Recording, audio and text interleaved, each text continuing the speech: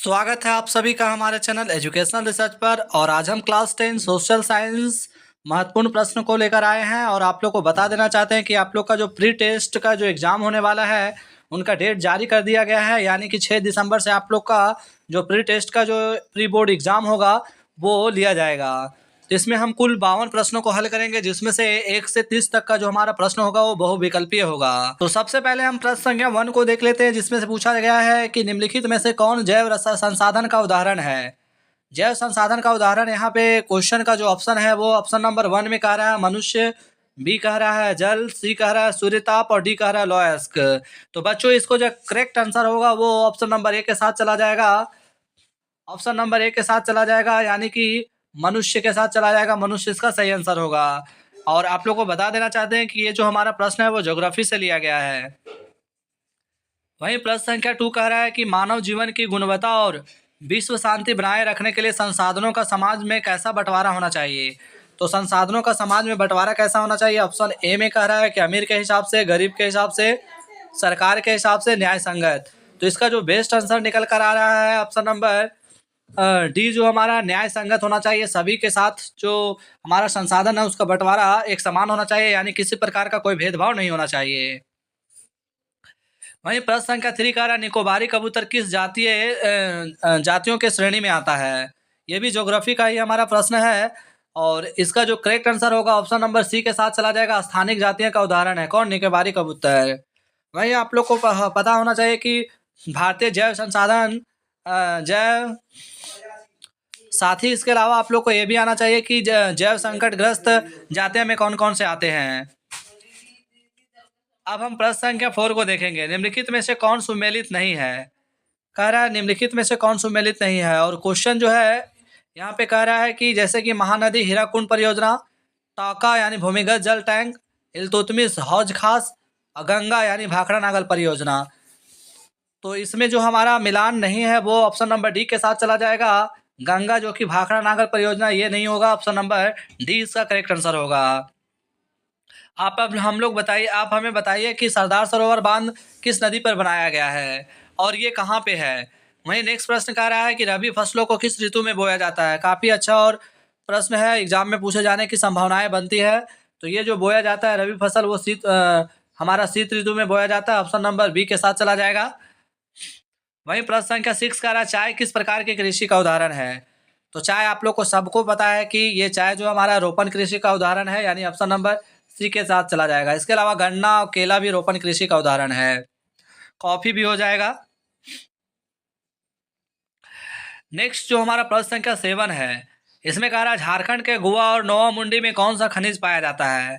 प्रश्न ये भी अच्छा है और 7 नंबर प्रश्न का जवाब भी बहुत अच्छा है, यानी कि झारखंड का जो गोवा और नोवा मुंडी का खनिज जो पाया जाता है वो कौन सा, तो लॉयस्क, यानी कि ऑप्शन नंबर ए के साथ चला जाएगा।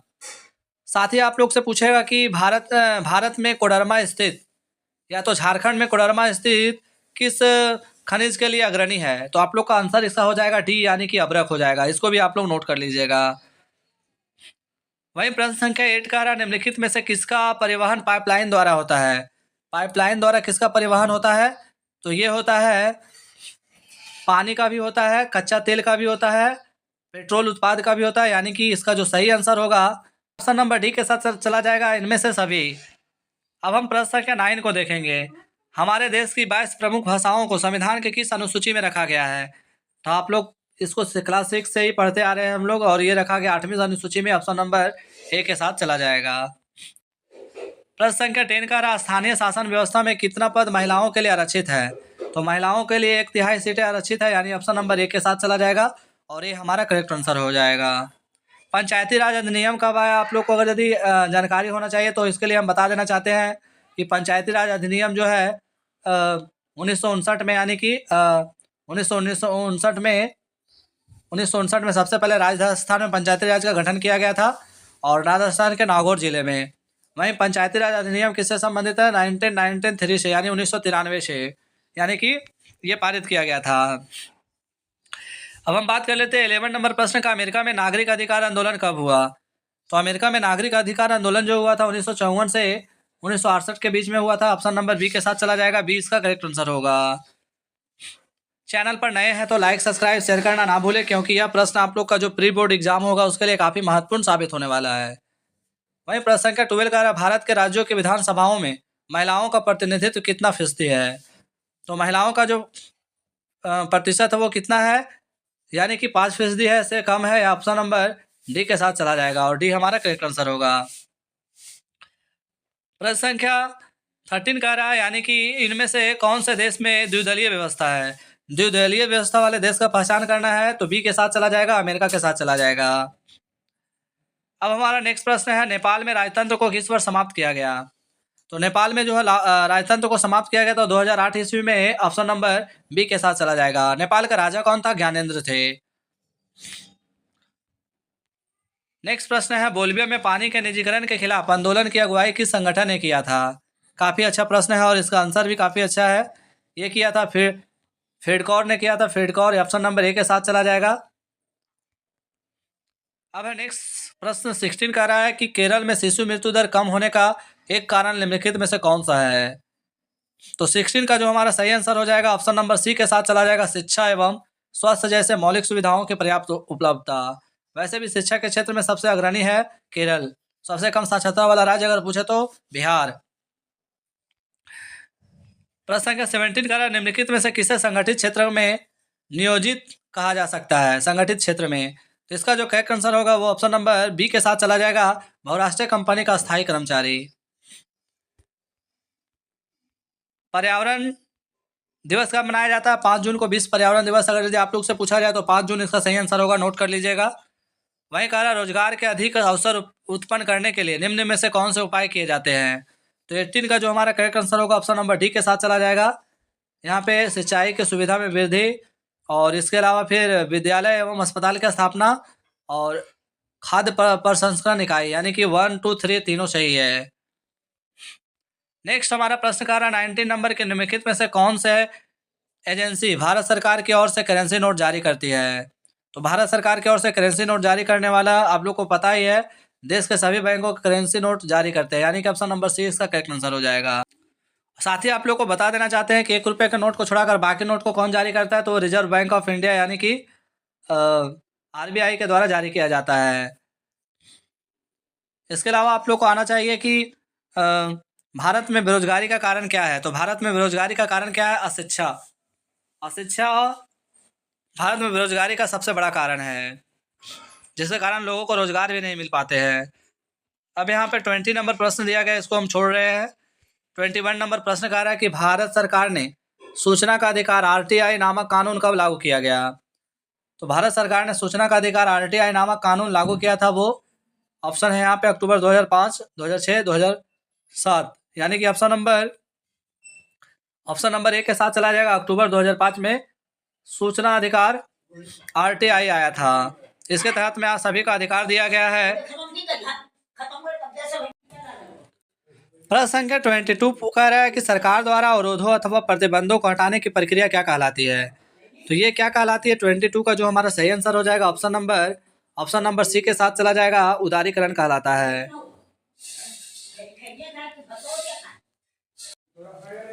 प्रश्न संख्या 23 कह रहा है कि अर्नस्ट रेनन किस देश के दार्शनिक थे? तो ये जो दार्शनिक थे वो फ्रांस के थे, यानी कि ऑप्शन नंबर बी के साथ चला जाएगा, यानी फ्रांसीसी दार्शनिक थे। वहीं 20 नंबर 4 कह रहा है कि फ्रांसीसी क्रांति कब हुई थी? तो फ्रांसीसी क्रांति आप लोग को पता है कि 1789 में हुई थी, ऑप्शन नंबर ए के साथ चला जाएगा। प्रश्न संख्या 25 कह रहा है, यंग इटली भूमिगत संगठन की स्थापना किसने की थी? तो इसका जो संस्थापक थे वो जोसेपे मेस्सिनी थे, ऑप्शन नंबर सी के साथ चला जाएगा। वहीं प्रश्न संख्या 26 कह रहा है, महात्मा गांधी दक्षिण अफ्रीका से भारत कब आया? तो महात्मा गांधी दक्षिण अफ्रीका से भारत कब आया? 1915 ईस्वी में आया था, ऑप्शन नंबर ए के साथ चला जाएगा। अब हम नेक्स्ट प्रश्न देखेंगे 27 नंबर प्रश्न, Poona pact doctor B R Ambedkar एवं किसके मध्य हुआ था? तो ये जो हुआ था वो महात्मा गांधी के साथ हुआ था, ऑप्शन नंबर डी के साथ चला जाएगा, डी हमारा करेक्ट आंसर होगा। 28 नंबर प्रश्न पूछा जा रहा है कि 1890 के दशक में रिंडर पेस्ट नामक बीमारी किस देश में बहुत तेजी से फैला? तो ये फैला था आपका अफ्रीका, जापान, फिनलैंड, ब्रिटेन फैल, और ऑप्शन यहाँ पे दिया गया। तो 28 का जो हमारा सही आंसर हो जाएगा, ऑप्शन नंबर बी के साथ चला जाएगा, अफ्रीका में फैला था। नेक्स्ट प्रश्न का निम्नलिखित में से कौन सा देश मित्र राष्ट्र के पाले में था? तो 29 का जो हमारा सही आंसर होगा ऑप्शन नंबर सी के साथ चला जाएगा, ब्रिटेन। मित्र राष्ट्र में ब्रिटेन, अमेरिका, रूस जैसे देश शामिल थे। वहीं धुरी राष्ट्र में Germany, Italy, Austria, Hungary, Japan जैसे देश थे। नेक्स्ट कह रहा है स्पेनिंग जेनी मशीन किसके द्वारा बनाई गई थी? काफ़ी अच्छा प्रश्न है और यह बनाई गई थी जेम्स हारग्रीव्स के द्वारा। अगर आप लोग से पूछा जाए फ्लाइंग शटल का आविष्कार किसने किया, तो ये किया था जॉन के ने। आप लोग नोट कर लीजिएगा, जॉन के फ्लाइंग शटल का आविष्कार किया था। दूरबीन का आविष्कार किसने किया? तो गैलीलियो ने किया था, आप लोग नोट कर लीजिएगा। इसके अलावा जिससे पे मेसनी ने यंग इटली की स्थापना की थी, आप लोग इसको भी नोट करिएगा। साथ ही आप लोग को बता देना चाहते हैं कि चौरा चौरी नामक हत्याकांड कब हुआ, तो ये 1922 ईस्वी में हुआ था।